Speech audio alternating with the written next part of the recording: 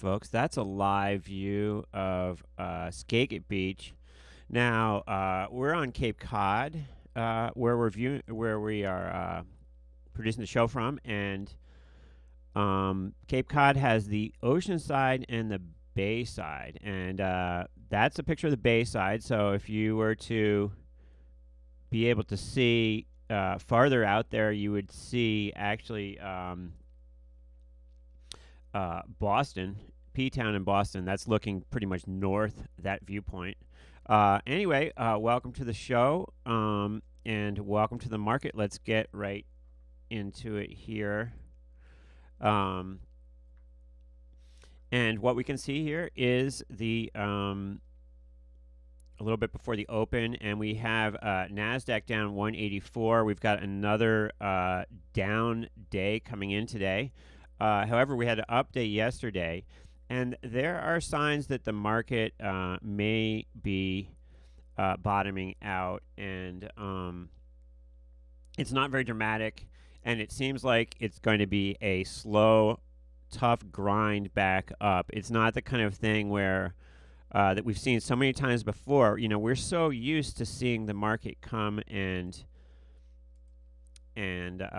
just bounce, right? It goes down one day and then it just bounces right back, and it's up like a zillion points the next day, and then everything just comes right back. That's what the kind of activity we saw like 2 years ago or a year ago when we were in that mega rally. But now it seems that like it's not going to be that simple. If you bought whatever your favorite stock is to participate when the market kind of finally turns around, it's a grind. For example, let's take a look at Square, which is one of the ones that I own,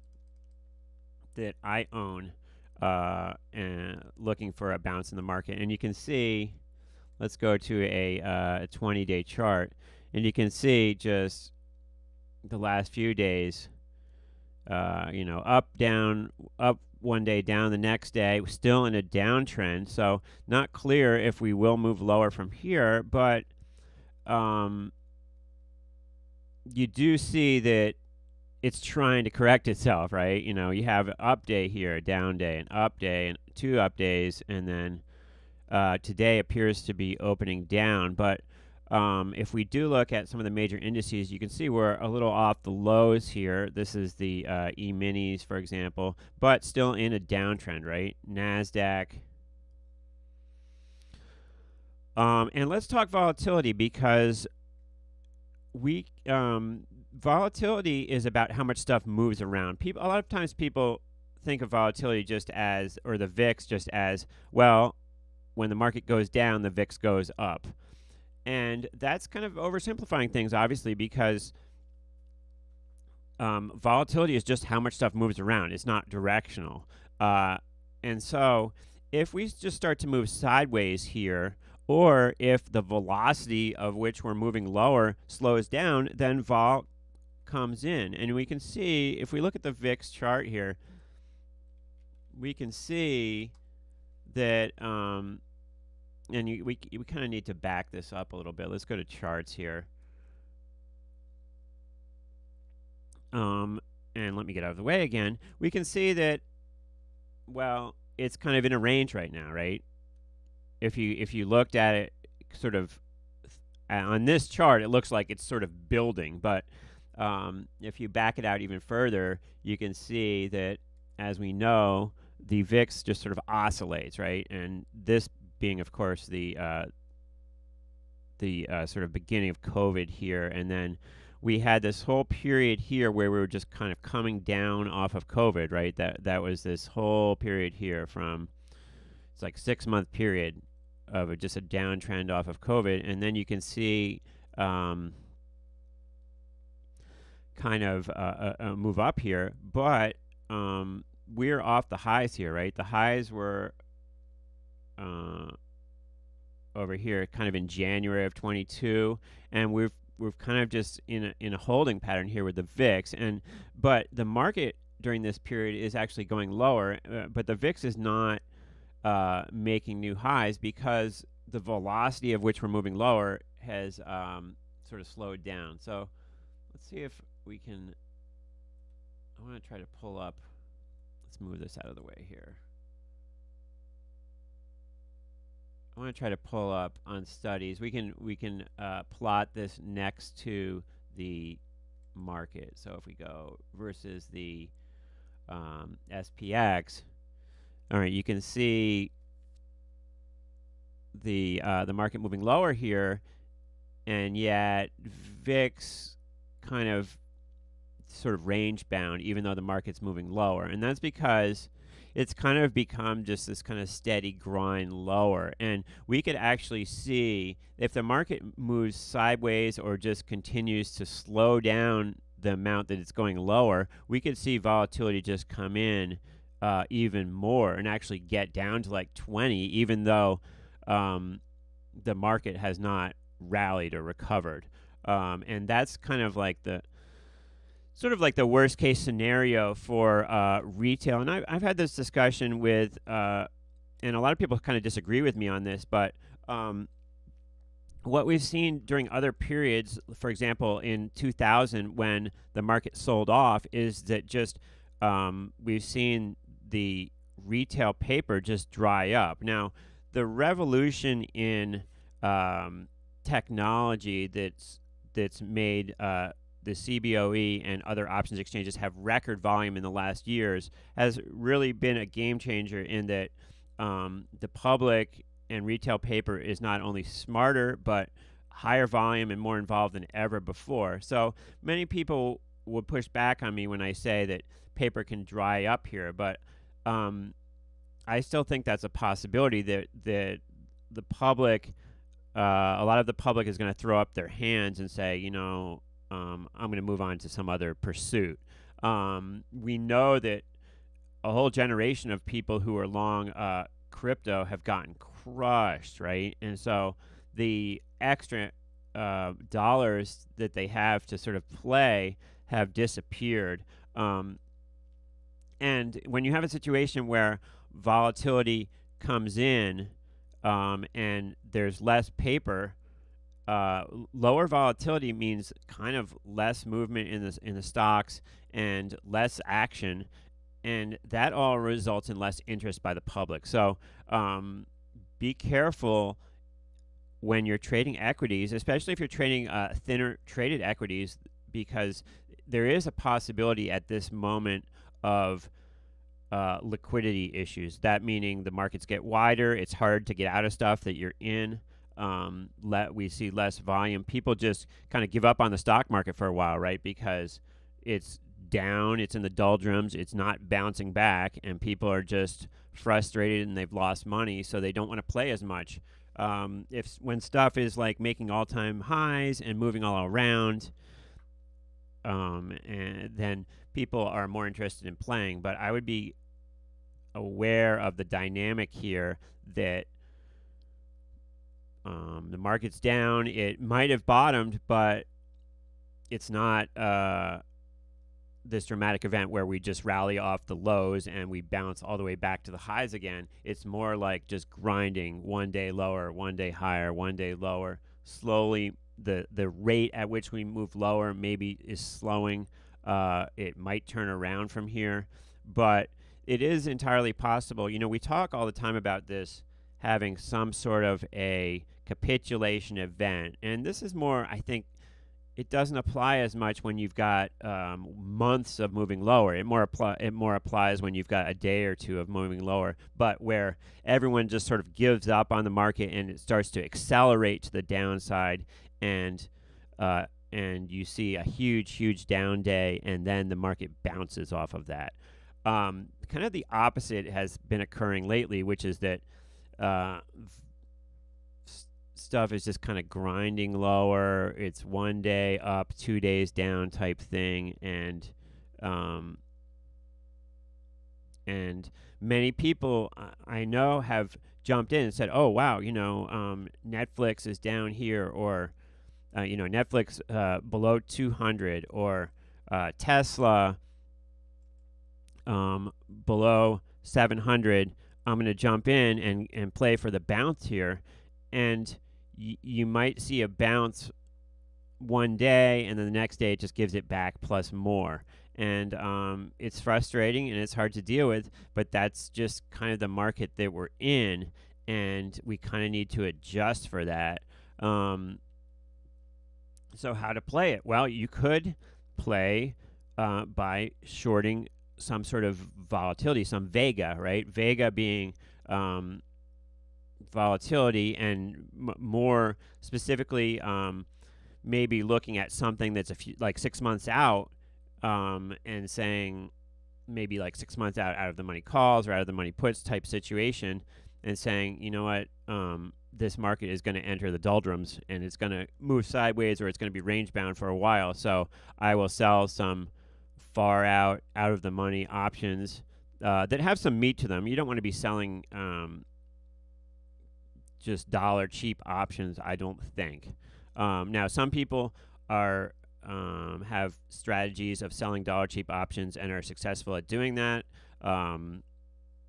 There's a person in our options group who's excellent at doing that, but for the normal trader, and certainly for me, that's a risky strategy. But maybe picking some volatility level that's above average in one of these stocks a few months out, and saying, you know what, I'm going to sell some stuff and try to play for this volatility is kind of coming in, and in a kind of an unexciting way, right? The VIX 31 right now, that's pretty high, and volatility could certainly come off to a 20 or 25, no problem, right? And that will be reflected. The VIX obviously refers just to the SPX. However, it's representative of the whole market, and so as a proxy for the SPX, or you could just trade SPX options, but as a proxy for the SPX, you might want to say,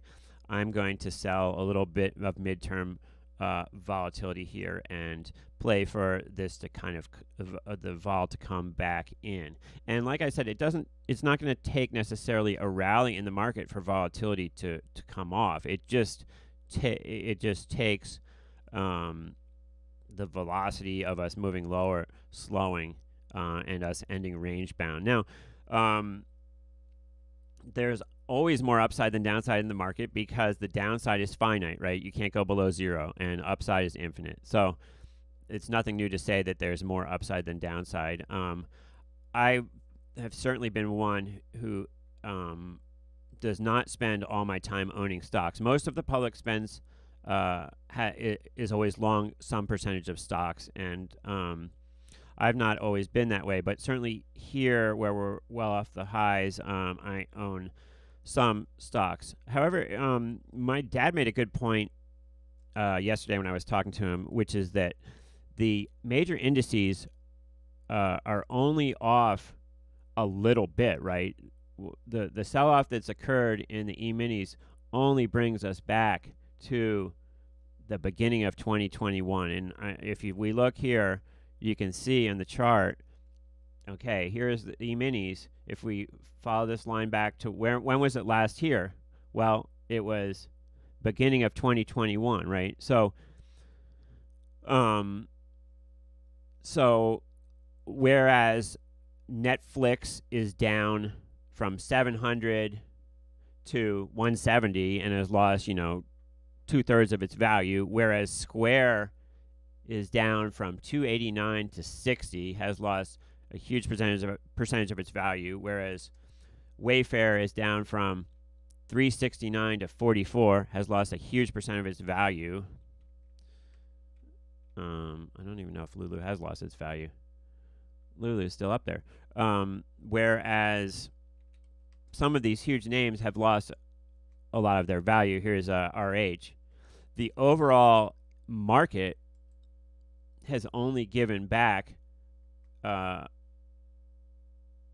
what represents where we were in the beginning of 2021. So some of these big names have contributed to the sell-off way more than the overall market. That means that that's kind of a good thing and a bad thing. It means that the market could fall more. The overall market could fall way more, A, or B, it means that these certain names were way rich in their value might be a good buy here. But just be aware of that dynamic that the market overall has only given back a certain percentage, whereas some of these individual names that you hear about so much in the news have just gotten crushed. But Tesla is more representative of the overall market than it is some of these names, because Tesla is very similar to the SPX, has only given back what it's back to where essentially it was in the beginning of 2021. So it could have farther to fall. Nobody knows what's going to happen. This is one of my overriding themes of all my videos, is that no one knows what's going to happen in the future. So if you start to listen to people saying they know what's going to happen, be very skeptical of it. Let's talk about crypto just for a second. Has crypto bottomed out? There's no way to know that. It looks like, here, I'm just going to put this on the screen here. I'm just looking at this on StockTwits. It looks like 20,000 is an important inflection point here. We did get down to, I think, 18,000 was the low a couple days ago. Let's look at a year chart, and yeah, it was 18,000 and change was the low, and it's kind of bounced off of that. But there's been massive, massive fraud in the crypto world. We just keep hearing about it more and more. Celsius was the latest. This bank that's not a bank, Celsius. People are being scammed. All of this crypto stuff is unregulated, and it seems that anytime something is unregulated, and this is just a generalization, but anytime you're not watching and you're not regulating somebody, they're going to take advantage and they're going to do sneaky stuff. And a lot of these companies have just taken people's money and done all kind of shady stuff with it, and people have lost a ton. So please be really careful with what you do. If you're going to buy cryptos, I would make sure that you have a good plan for how you're going to store the information about your cryptos. That I would store it in some sort of a flash drive or something that is off one of these networks, because Coinbase, I believe, has said that they can take your money away if it's stored on their site if they are insolvent, and that's very scary, right? So I would be very careful. I know there are plenty of people that watch me that have made money on crypto and fully believe in it, and that's fine. You don't have to agree with me to watch me, right? Everybody has their own opinion and is entitled to it, and you don't have to agree with what I say to get something out of what I think about stuff. In fact, I know there are some people who do the opposite of what I think and make money that way. So there's that also. But I've encouraged people who are along a lot of this crypto stuff to, if you fully know the risks and you're comfortable with it, then that's fine. But I encourage people to diversify. If you only have crypto and you aren't invested in any other way, I would recommend you taking some of that money out of crypto and putting it in equities, because I think it is a safer, more understandable spot. I think that the risk with crypto is huge, and it sometimes is it's not explained that way to people. And so I worry about people who are exposed heavily on the crypto thing. Bitcoin here at 20,000, is it a better buy than it was at 40,000? By definition, of course it is. But do we know if it's going to go higher or lower from here? We don't know. Many people have been saying for years, next stop 100,000. Could it go to 100,000? Of course it could. Could it go to 10,000? Of course it could. So I would be very careful with that kind of stuff. And word to the wise, that's all I have to say on that. Let's take a look at the VIX term structure here. Once again, we've had like up days and down days here, and the term structure has not really adjusted right now. This is a term structure which represents a market currently in crisis. It was looking a little better a couple days ago, but right now it just does not look good. And the evidence here, when we look at this is not a chart of a market that's necessarily bottomed out. But this is dynamic, remember. You can look at this in a couple hours and it will be different. And just looking at VIX Central once is not going to give you the picture. You need to keep coming back to this and looking at it again and again. This contango number, 0.97%, less than 1%, basically means that the contango backwardation dynamic is not in play right now. This is basically neutral. So if you're long Uvxy, the thing is not really decaying based on contango very much in a noticeable way. So so in a way that means that if you are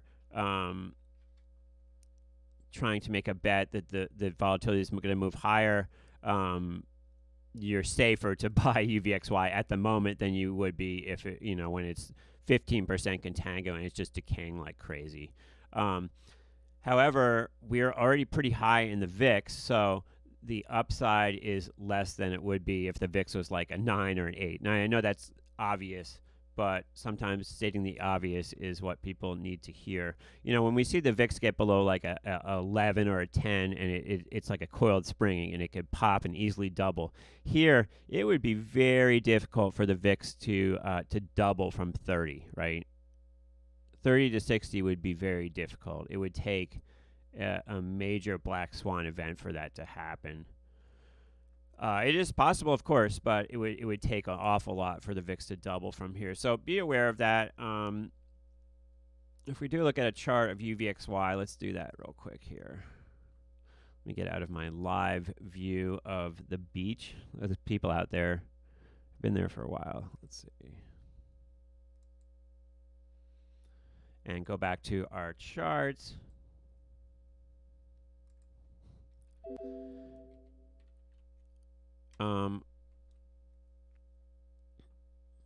There's a chart of Uvxy illustrating the fact that it does move lower over time. Let's zoom in a little bit though. And you can see Uvxy, off the highs here, but to me, this market could rally from here, and this isn't a bad place. I wouldn't think to, if you do it in a smart way, to short Uvxy. But you'd have to do it in the proper way, which would be probably to buy put spreads far out in time. I'm talking faster because I know the market just opened and I want to get you onto your trading. The play that I had on, which I took off yesterday, which was a good thing I took off since it rallied from there, was to buy. I went out here to August and I bought the 15-13 put spread. The farther you got in time, the kind of more you need to roll down your strikes to really capitalize on things. Actually, you know what? I had this one on in July. So I had the 15-13 put spread on in July, and I paid $1 for it. So this is could be worth up to $2. I paid $1 for it. So if we close below 13 or below in 23 days, then it would double your money. Right now, 16. So $3 away from that happening. It would take a little bit of probably a rally in the market for that to occur. But that was the play I had on. I like even going farther out in time than that. If we pull up VXX, for example, I would look to go like out to August here. VXX currently right around 24 and change. I would look to do to buy maybe the 23-20 put spread maybe. So buy the 23 put, sell the 20 put.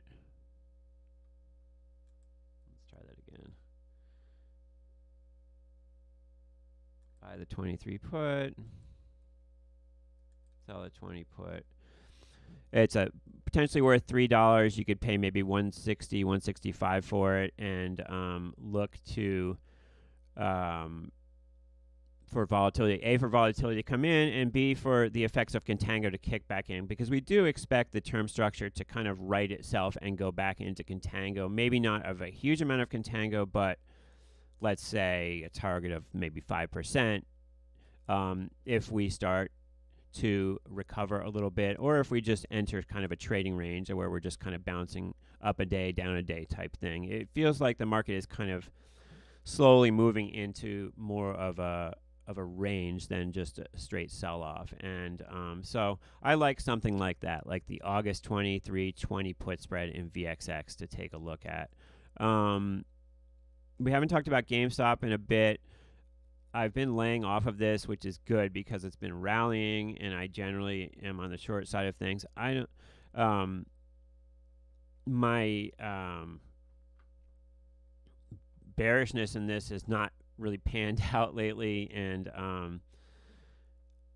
I still believe the stock's overvalued, and I still believe it will end up around 100 at some point, but I'm laying off it at the moment. All right, so I've been gabbing long enough for you. I'm going to let you get on with your trading day. Thanks for checking me out. I just want to say I really appreciate everybody who watches the channel. I don't have a huge viewership, but the people that do watch it are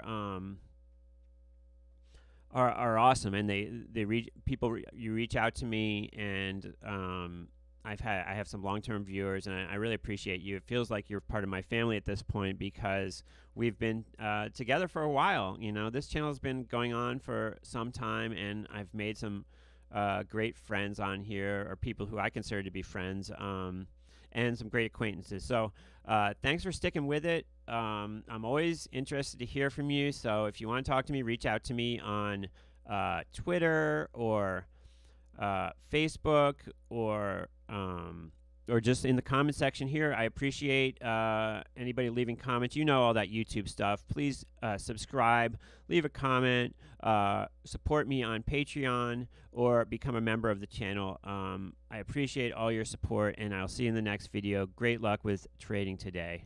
Thanks for watching.